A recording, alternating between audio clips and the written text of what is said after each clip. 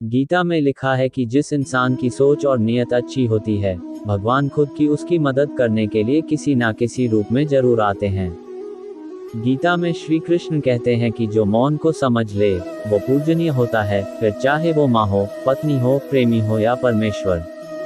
श्री कृष्ण का कहना है कि मनुष्य को अपने कर्मों के संभावित परिणामों से प्राप्त होने वाली विजय या पराजय, लाभ या हानि, प्रसन्नता या दुख इत्यादि के बारे में सोचकर चिंता से ग्रसित नहीं होना चाहिए।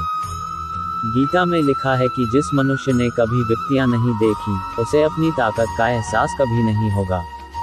विपत्तियां हर मनुष्य को अंदर से मजबूत बनाती हैं।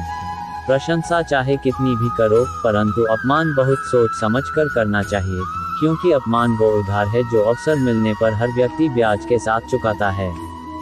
गीता में श्री कृष्ण कहते हैं कि अहंकार ही हर मनुष्य का विनाश करता है। अहंकार में आकर व्यक्ति अक्सर ही गलत कार्य कर बैठता है, जिसके बुरे परिणाम उसे आगे चलकर भुगतने पड़ते हैं। गीता के अनुसार मनुष्य को अपने दिमाग पर पूरा नियंत्रण रखना चाहिए। यदि हम इसे नियंत्रित नहीं करते हैं तो हमारा अपना दिमाग एक दुश्मन की तरह काम करता है। आप खुश हैं या दुखी, ये दोनों आपके विचारों पर निर्भर है। अगर आप प्रसन्न रहना चाहते हैं तो आप हर हाल में प्रसन्न ही रहेंगे। अगर आप नकारात्मक विचार लाते हैं तो आप दुखी ही होंगे। विचार ही हर व्यक्ति का शत्रु और मित्र होता है।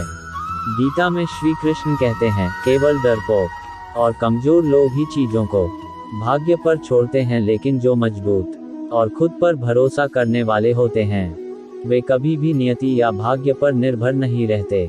गीता के अनुसार सिर्फ दिखावे के लिए अच्छा मत बनो, वो परमात्मा आपको बाहर से नहीं बल्कि भीतर से भी जानता है।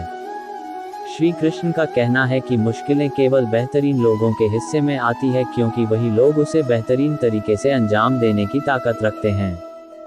जो सरलता से मिलता रहे उसका महत्व नहीं रह जाता। अक्सर खो देने के बाद समय, व्यक्ति और संबंध के मूल्य का आभास होता है। श्री कृष्ण कहते हैं, शरीर नश्वर है पर आत्मा अमर है। ये तथ्य जानने पर भी व्यक्ति अपने इस नश्वर शरीर पर घमंड करता है, जो कि बेकार है। शरीर पर घमंड करने की बजाय मनुष्य को सत्य स्वीकार करना चाहिए।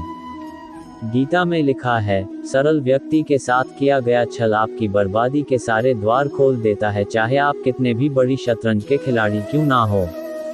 श्री कृष्ण के अनुसार किसी का साथ ना मिलने पर कभी भी निराश नहीं होना चाहिए, क्योंकि कोई दे या ना दे, ईश्वर हर मुश्किल घड़ी में साथ देता है। जब अत्याचारों को मुस्कुरा कर सहा जाता है तो उस इंसान का बदला भगवान स्वयं लेते हैं। गीता में श्री कृष्ण कहते हैं कि मनुष्य को कभी भी अहंकार नहीं करना चाहिए। अहंकार मनुष्य से वह सब करवाता है जो उसके लिए सही नहीं है। अंत में यह अहंकार ही उसके विनाश का कारण बनता है। इसलिए जीवन में जितना जल्दी हो सके अपना अहंकार त्याग दें।